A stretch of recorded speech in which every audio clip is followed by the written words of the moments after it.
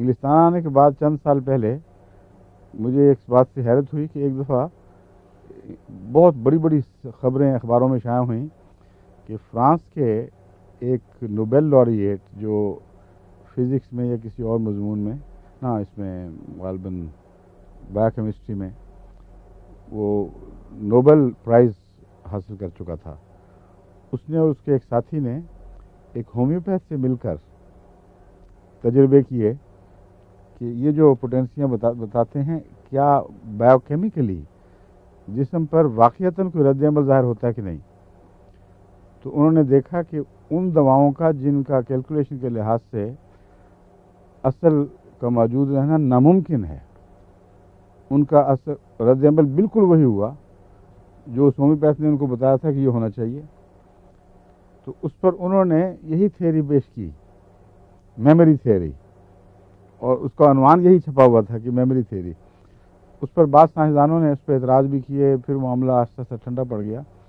لیکن جو اعتراض میں نے دیکھے ان کا جواب واضح موجود تھا، کیونکہ وہ انہوں نے اپنی طرف سے کسی مریض پر اس کو دہرایا جس کی وہ رد عمل نہیں ہوا بعضوں پہ.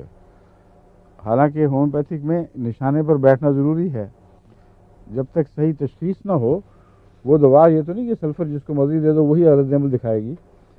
اس کا نظریہ ہے یہی کہ بالکل ان علامتوں سے ملتی جلتی بیرونی علامتوں والی چیز، کوئی بیرونی چیز جس میں وہ علامتیں ہوں، وہ دی جائے تو روح اس کے خلاف رد عمل دکھاتی ہے.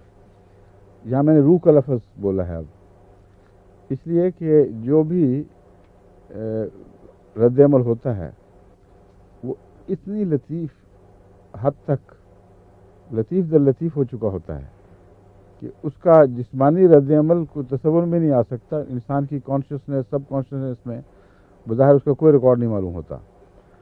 تو عین ممکن ہے کہ یہ روح کا شعور اس لطافت کو محسوس کرتا ہو. اور تب میرا دماغ حضرت مسیح علیہ السلام کے اس ارشاد کی طرف گیا کہ روحانی ذریعے سے مجھے معلوم ہوا ہے اور روحانی پر زور دیا گیا ہے. تو یہ روحانی علاج ہے، مگر ان معنوں میں روحانی علاج نہیں جن معنوں میں لوگ کہتے ہیں کہ پیر فقیر نے دعا کر دی تو ہو گیا. کیونکہ یہ علاج تو بھینسوں پر بھی چلتا ہے اور بالکل مرغیوں پہ بھی چلتا ہے.